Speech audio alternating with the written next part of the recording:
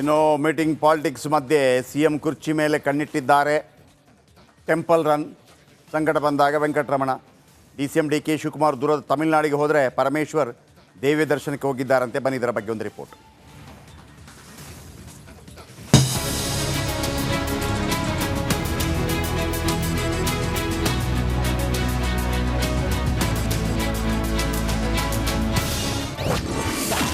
Temple run ಶುರುವಿಟ್ಟ ಡಿಕೆ ಶಿವಕುಮಾರ್,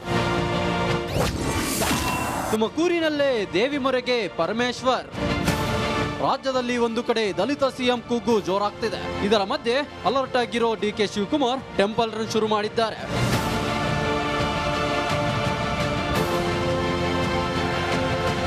ತಮಿಳುನಾಡಿನ ತಿರುವಣ್ಣಮಲೈನ ಅರುಣಾಚಲೇಶ್ವರ ದೇವಸ್ಥಾನಕ್ಕೆ ಡಿಕೆ ಶಿವಕುಮಾರ್ ಕುಟುಂಬ ಸಮೇತರಾಗಿ ಭೇಟಿ ನೀಡಿದ್ರು. ಸಿಎಂ ಕುರ್ಚಿ ಕನಸು ಕಾಣ್ತಿರುವ ಡಿಕೆಶಿ ದೇವರಿಗೆ ವಿಶೇಷ ಪೂಜೆ ಸಲ್ಲಿಸಿದ್ರು.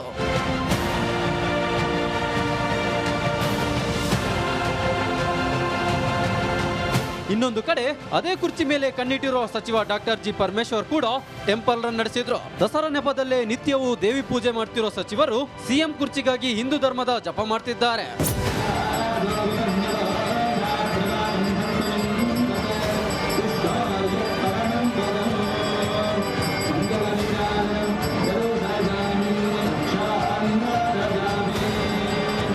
ಇದೇ ಮೊದಲ ಬಾರಿಗೆ ಸರ್ಕಾರದಿಂದ ತುಮಕೂರು ದಸರಾ ನಡೆಯುತ್ತಿದ್ದು, ಧಾರ್ಮಿಕ ಕಾರ್ಯಕ್ರಮಗಳಲ್ಲಿ ಆಸಕ್ತಿಯಿಂದ ಪರಮೇಶ್ವರ್ ಕಾಣಿಸಿಕೊಳ್ಳುತ್ತಿದ್ದಾರೆ. ಪತ್ನಿಯ ಅನತಿಯಂತೆ ಪೂಜೆ ಪುನಸ್ಕಾರಗಳಲ್ಲಿ ಸಚಿವರು ಭಾಗಿಯಾಗುತ್ತಿದ್ದಾರೆ ಎನ್ನಲಾಗಿದೆ.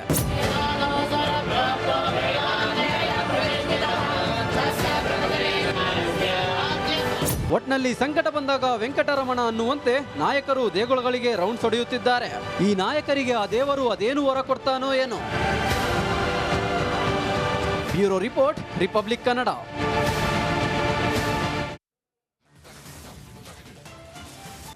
ಆಮೇಲೆ ಅವರು ಒಂದು ಪ್ರವಾಸ ಮಾಡ್ತಾರೆ, ಅಹಿಂದ ಅಂತೇಳಿ, ಅಲ್ಪಸಂಖ್ಯಾತ ಹಿಂದುಳಿದ ದಲಿತ. ಆ ಅಹಿಂದ ಭಾಳ ದೊಡ್ಡ ಮಟ್ಟದಲ್ಲಿ ಸದ್ದು ಮಾಡಿದ್ದೆ ಆವಾಗ. ಸೊ ಅದರಲ್ಲೂ ಕುರುಬ ಸಮುದಾಯ ಸುಮ್ಮನಿರುವಂಥ ಸಾಧ್ಯತೆ ಕಂಡು ಬರ್ತಾ ಇಲ್ಲ ನನಗೆ. ಯಾಕೆಂದರೆ ಹೇಮಂತ್ ಸೊರೇನ್ ಅರೆಸ್ಟ್ ಆದರು, ಅಥವಾ ಡೆಲ್ಲಿಯಲ್ಲಿ ಕೇಜ್ರಿವಾಲ್ ಅರೆಸ್ಟ್ ಆದರು ಅನ್ನುವಂಥ ರೀತಿಯಲ್ಲಿ ಅಷ್ಟು ಸುಲಭವಾಗಿ ಸಿದ್ದರಾಮಯ್ಯನವರನ್ನು ಅರೆಸ್ಟ್ ಮಾಡೋದು ರಾಜಕೀಯವಾಗಿ ಅಷ್ಟು ಸುಲಭವಲ್ಲ. ಕಾನೂನಾತ್ಮಕವಾಗಿರ್ಬೋದು ಸರ್, ನಾನು ಅದನ್ನು ಹೇಳ್ತಾ ಇಲ್ಲ. ಇಡಿಗೆಲ್ಲ ರೈಟ್ಸ್ ಇರ್ಬೋದೇನೋ.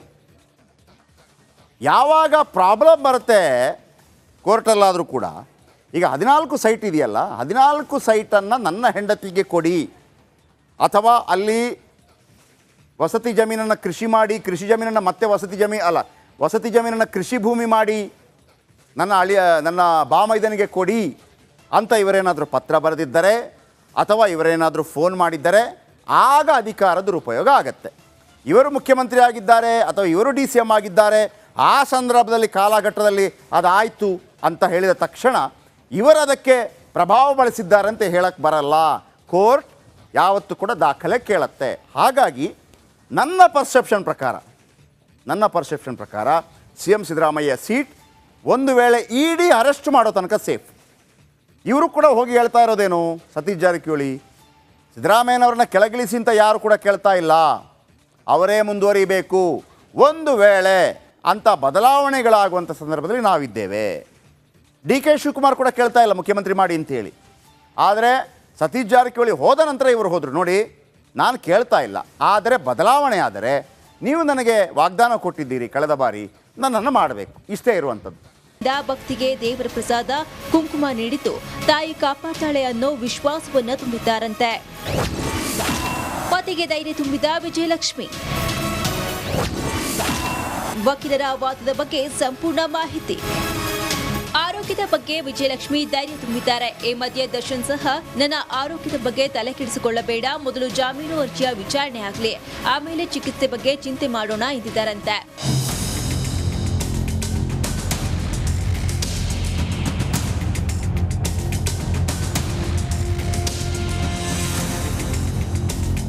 ಇನ್ನು ಮೊನ್ನೆ ಕೋರ್ಟ್ನಲ್ಲಾದ ವಿಚಾರಣೆ ಬಗ್ಗೆ ದರ್ಶನ್ಗೆ ಮಾಹಿತಿ ಕೊಟ್ಟ ವಿಜಯಲಕ್ಷ್ಮಿ, ಜಾಮೀನು ಸಿಗುತ್ತೆ, ಆತಂಕ ಬೇಡ, ದಸರಾ ಮುಗಿಯೋದ್ರಲ್ಲಿ ಬೇಲ್ ಆಗುತ್ತದೆ, ತಾಯಿ ಚಾಮುಂಡೇಶ್ವರಿ ಆಶೀರ್ವಾದ ಇದೆ.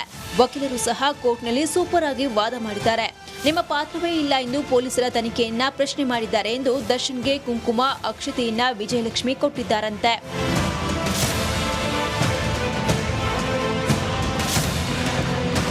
ಮೊನ್ನೆ ಚಾಮುಂಡೇಶ್ವರಿಗೆ ವಿಶೇಷ ಪೂಜೆ ಮಾಡಿಸಿದ ಪ್ರಸಾದ ನೀಡಿ ನೀವು ಆರೋಗ್ಯದ ಬಗ್ಗೆ ನಿರ್ಲಕ್ಷ್ಯ ಮಾಡಬೇಡಿ ಎಂದು ಪತಿಗೆ ವಿಜಯಲಕ್ಷ್ಮಿ ಮನವರಿಕೆಯನ್ನ ಮಾಡಿದ್ದಾರಂತೆ.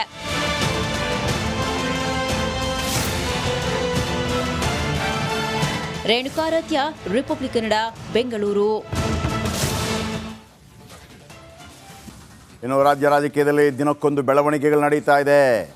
ಯಾರು ಯಾವಾಗ ಯಾರನ್ನ ಹೇಗೆ ಎಷ್ಟೊತ್ತಿಗೆ ಭೇಟಿ ಮಾಡ್ತಾರೆ ಅನ್ನೋದನ್ನು ಹೇಳೋಕ್ಕಾಗಲ್ಲ. ಹೈಕಮಾಂಡ್ಗೆ ಸತೀಶ್ ಜಾರಕಿಹೊಳಿ ಹೋದರು, ಹೈಕಮಾಂಡ್ ಬಳಿ ಹೋದರು, ಭೇಟಿಯಾದರು. ಆನಂತರ ಪರಮೇಶ್ವರ್ ಮತ್ತು ಸತೀಶ್ ಜಾರಕಿಹೊಳಿ ಭೇಟಿಯಾದರು. ಆನಂತರ ಡಿ ಕೆ ಶಿವಕುಮಾರ್ ಮಲ್ಲಿಕಾರ್ಜುನ ಖರ್ಗೆ ಅವರನ್ನು ಭೇಟಿಯಾದರು. ಇದೀಗ ಸತೀಶ್ ಜಾರಕಿಹೊಳಿ ಅವರನ್ನು ವಿಜೇಂದ್ರ ಅವರು ಭೇಟಿಯಾಗಿದ್ದಾರೆ. ಪ್ರಭಾವಿ ಸಚಿವರು ಸತೀಶ್ ಜಾರಕಿಹೊಳಿ ಅವರ ನಿವಾಸದಲ್ಲಿ ಇಂದು ವಿಜೇಂದ್ರ ಅವರ ಮನೆಗೆ ಹೋಗಿ ಅವರನ್ನು ಭೇಟಿಯಾಗಿ ಚರ್ಚೆ ಮಾಡಿದ್ದಾರೆ. ನೋಡಿ, ಅದರ ದೃಶ್ಯಾವಳಿಗಳು ಕೂಡ ಕಾಣ್ತಾ ಇದೆ. ತಾನೇ ಮುಂದೆ ಇವತ್ತಿನ ಕ್ವಶನ್ ಕೂಡ ಇದೆ. ಕರ್ನಾಟಕ ಪ್ರೈಮ್ ಟೈಮ್ನಲ್ಲಿ ನಾವು ಕೇಳಿರುವಂಥ ಪ್ರಶ್ನೆ, ಯಾರು ಮುಂದಿನ ಮುಖ್ಯಮಂತ್ರಿ ಆಗಬೇಕು, ಸತೀಶ್ ಜಾರಕಿಹೊಳಿನ ಡಿ ಕೆ ಶಿವಕುಮಾರ್ ಅಂತಂದಾಗ ಭಾಳ ಅಚ್ಚರಿಯ ಫಲಿತಾಂಶಗಳು ಬರ್ತಾ ಇದೆ. 9 ಗಂಟೆಗೆ ಹೇಳ್ತೀನಿ. ಅದರ ಜೊತೆಗೆ ಈ ರಿಪೋರ್ಟ್ ಕೂಡ ನೋಡ್ಕೊಂಬನ್ನಿ.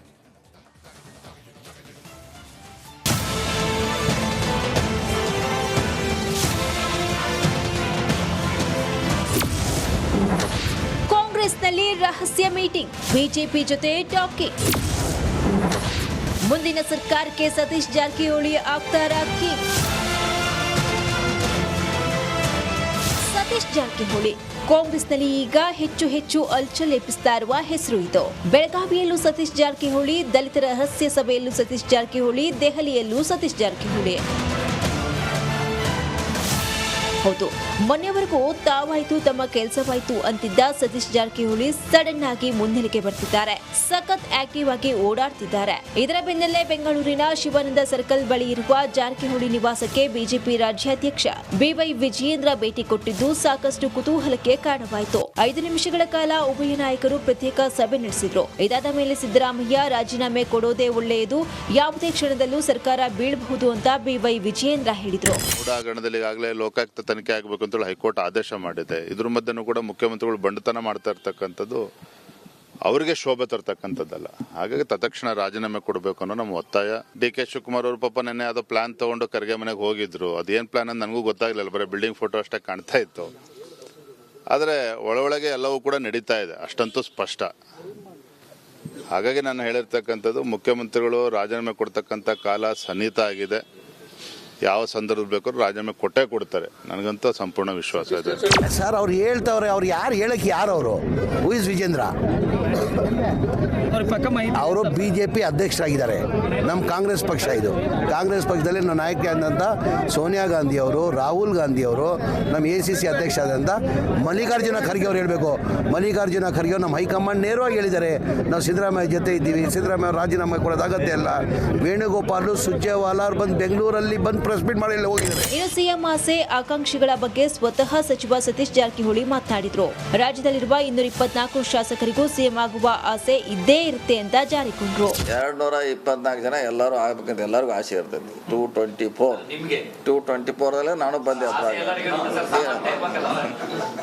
224 ಎಲ್ಲರೂ ಒಂದು ಜೀವನದಾಗ ಆಗ್ಬೇಕಂತ ಎಲ್ಲರೂ ಒಂದು ಸ್ಟೆಪ್ ಹತ್ತಿದ್ರೆ ನೆಕ್ಸ್ಟ್ ಮಂತ್ರಿ ಆದ್ಮೇಲೆ ಸೀನಿಯಾರಿಟಿ ಮ್ಯಾಗೆ ಡಿ.ಸಿ.ಎಂ ಆದ್ಮೇಲೆ ಸಿ.ಎಂ ಮುಗಿದ್ಮ್ಯಾಗೆ ಕೇಂದ್ರ ಸಚಿವರು 6ನೇ ಸ್ಟೆಪ್. ಅದು ಹಿಂಗೆ ಅವರ ಆಸೆ ಇಟ್ಕೊಂಡು ಕೂತಿರ್ತಾರೆ. ಪ್ರಭಾವಿ ಸಚಿವರ ನಿವಾಸಕ್ಕೆ ಡಿಕೆ ಸುರೇಶ್ ದೌಡು. ಸಚಿವ ಸತೀಶ್ ಜಾರಕಿಹೊಳಿ ನಿವಾಸದಲ್ಲಿ ವಿಜಯೇಂದ್ರ ಗುಪ್ತು ಮೀಟಿಂಗ್ ನಡೆಸ್ತಾ ಇದ್ದಂತೆ ಕಾಂಗ್ರೆಸ್ನಲ್ಲಿ ಸಂಚಲನವೇ ಆಗಿ ಹೋಯಿತು. ಎದ್ದೋ ಬಿದ್ದೋ ಅಂತ ಮಾಜಿ ಸಂಸದ ಡಿಕೆ ಸುರೇಶ್ ದೌಡಾಯಿಸಿದ್ರು. ಕೆಲಕಾಲ ಮಾತುಕತೆಯನ್ನು ನಡೆಸಿದ್ರು. ಕನಕಪುರ ಅಭಿವೃದ್ಧಿ ವಿಚಾರವಾಗಿ ಜಾರಕಿಹೊಳಿ ಭೇಟಿ ಮಾಡಿದ್ದೇನೆ ಅಷ್ಟೇ ಅಂದ್ರು ಡಿಕೆ ಸುರೇಶ್. ಕನಕಪುರ ವಿಧಾನಸಭಾ ಕ್ಷೇತ್ರಕ್ಕೆ ಸಂಬಂಧಪಟ್ಟಂತ ಕೆಲವು ಕಾಮಗಾರಿಗಳ ಮಂಜೂರಾತಿಗಾಗಿ ಅವ್ರ ಬಳಿ ಬಂದು ಮಾತನಾಡಿದ್ದೇನೆ. ಸಕಾರಾತ್ಮಕವಾಗಿ ಸ್ಪಂದಿಸಿದ್ದಾರೆ. ಇದು ಕ್ಷೇತ್ರದ ಅಭಿವೃದ್ಧಿಗೆ ಸಂಬಂಧಪಟ್ಟಂಥ ವಿಚಾರ. ಅದ್ರ ಜೊತೆಗೆ ರಾಮನಗರ ಕ್ಷೇತ್ರದ ಅಭಿವೃದ್ಧಿಗೂ ಕೂಡ ಒಂದಷ್ಟು ಹಣವನ್ನು ಕೊಡಬೇಕು ಅಂತ ಕೇಳಿದ್ದೇನೆ. ರಾಜಕೀಯ ಏನಿಲ್ಲ ರೀ, ಅವರು ನಮ್ಮ ಪಕ್ಷದ ನಾಯಕರು. ದೇಶದ ವಿದ್ಯಮಾನಗಳ ಬಗ್ಗೆನೂ ಕೂಡ ಕೆಲವು ವಿಚಾರವನ್ನ ಮಾತಾಡಿದ್ದೇವೆ. ಮಾಧ್ಯಮಗಳು ಹೇಳೋ ರೀತಿಯಲ್ಲಿ ಯಾವುದೇ ವಿಚಾರಗಳು ಕೂಡ ಇಲ್ಲ. ಮತ್ತೆ ಬೆಳಗಾವಿಯಲ್ಲಿ ಮಾತನಾಡಿರುವ ಸತೀಶ್ ಜಾರಕಿಹೊಳಿ ಪುತ್ರಿ ಪ್ರಿಯಾಂಕಾ ಜಾರಕಿಹೊಳಿ ತಂದೆ ಪರ ಬ್ಯಾಟ್ ಮಾಡಿದ್ರು. ನಮ್ಮ ತಂದೆ ಮುಂದಿನ ದಿನಗಳಲ್ಲಿ ಸಿಎಂ ಆಗಬಹುದು ಅಂದ್ರು. ಸಿಎಂ ಇದೇ ಆಸೆ ಇದೆ ಎಲ್ರಿಗೂ. ಸೊ ಮುಂದಿನ ದಿನಮಾನಗಳಿಗೆ ಹೇಳುವುದು ಸಿಎಂ ಇದೇ ಆಸೆ ಇದೆ ಎಲ್ರಿಗೂ. ಸೊ ಮುಂದಿನ ದಿನಮಾನಗಳಿಗೆ ಹೇಳುವುದು ಸಿಎಂ ಇದೇ ಆಸೆ ಇದೆ ಎಲ್ರಿಗೂ. ಸೊ ಮುಂದಿನ ದಿನಮಾನಗಳಿಗೆ ಹೇಳುವುದು.